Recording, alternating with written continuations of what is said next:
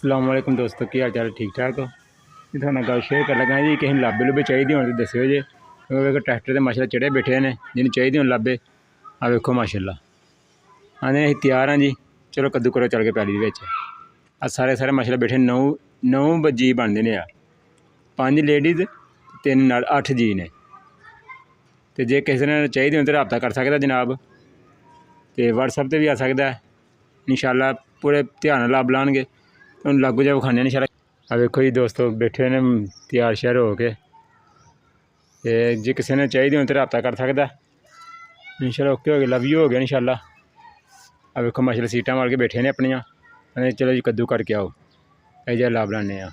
Okay हो गया जी इंशाल्लाह, लव यू हो गया जी।